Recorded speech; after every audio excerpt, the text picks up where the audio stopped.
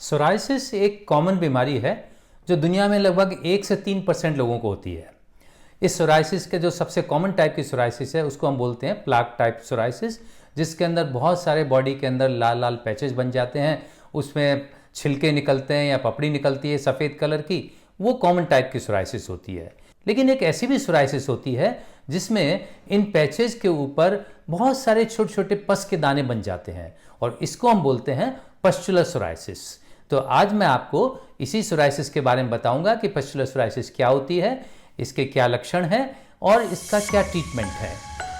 मैं हूं डॉक्टर शुक्ला, एक डर्मेटोलॉजिस्ट।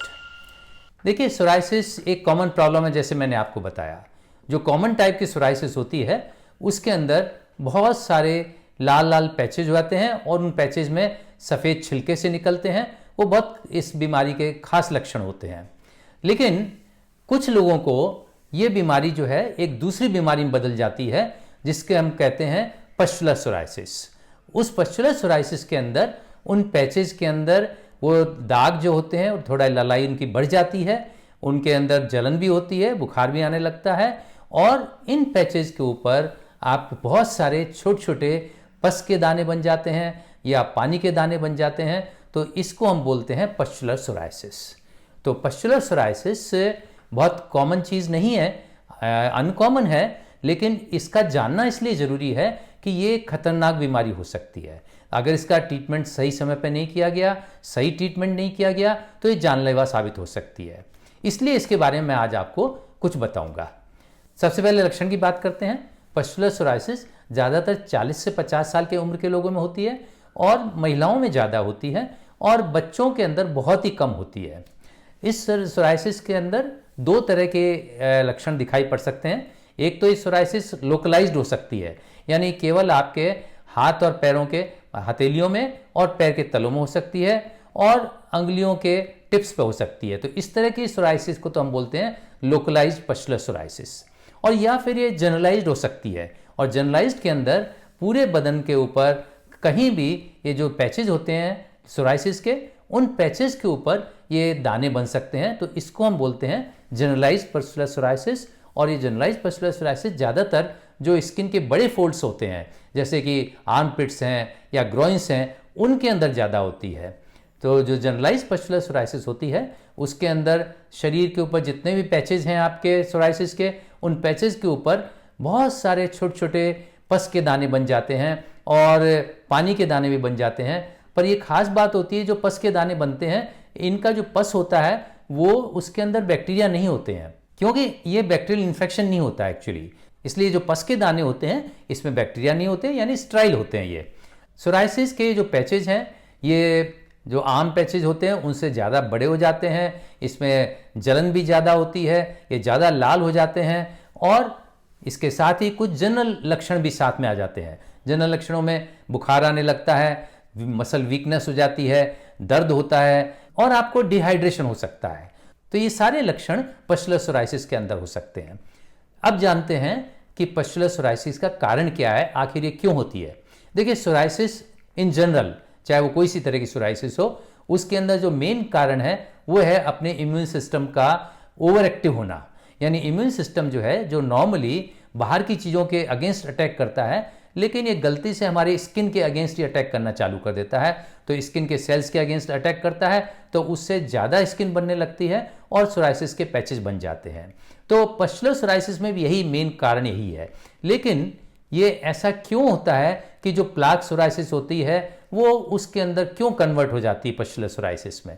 उसका कारण हो सकता है, कुछ फैक्टर्स हो सकते हैं जिनको हम कहते हैं ट्रिगरिंग फैक्टर्स। तो फैक्टर्स ऐसा हो सकता है कि सोराइसिस के अंदर आप जानते हैं खाने की दवाइयाँ भी दी जाती हैं, लगाने की भी दी जाती हैं।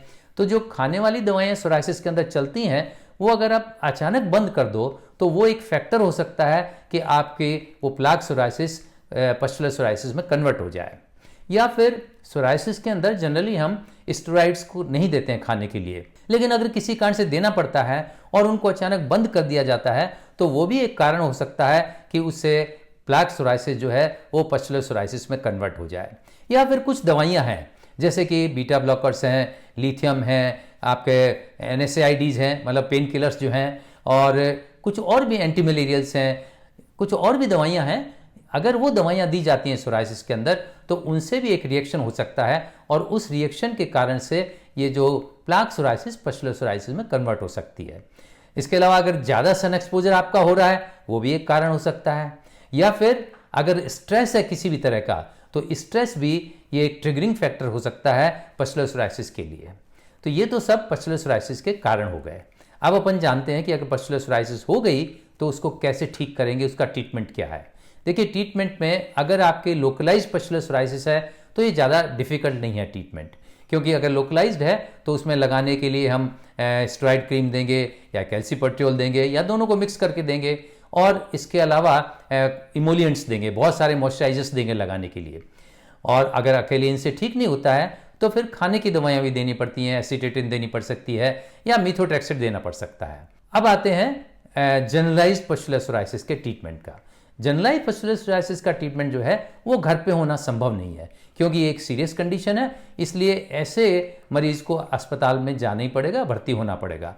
और वहाँ जब भर्ती होंगे तो सबसे पहले तो आपका जो फ्लूइड बैलेंस है उसको करेक्ट किया जाएगा, IV फ्लूइड्स दिए जाएंगे जिससे डिहाइड्रेशन वगैरह जो इसमें हो जाता है वो सही हो सके। एंटीबायोटिक्स की अगर जरूरत है तो एंटीबायोटिक्स दी जाएंगी। अब उसके बाद जो मेन फर्स्ट लाइन ट्रीटमेंट इस पस्टुलर सोराइसिस का है वो है साइक्लोस्पोरिन। तो साइक्लोस्पोरिन जो है वो इसमें IV के थ्रू देंगे, मतलब इंजेक्शन के द्वारा ही दिए जाएंगे, जो आपके IV फ्लूइड्स चल रहे हैं उसके साथ ही दे दिए जाएंगे। और इसके बाद जो दूसरी दवाइयाँ हैं जो सोराइसिस की, जैसे कि एसिटेटिन है, मीथोट्रेक्सेट है, उनको भी हम यूज़ करते हैं। इनके अलावा जो दूसरी दवाइयाँ जो आजकल चलती हैं वह बायोलॉजिक्स। बायोलॉजिक्स भी बहुत सफल दवाइयाँ हैं, जिसके अंदर इन्फ्लिक्सिमिमैब है, एडेलिमुमैब है या इटानरसेप्ट है।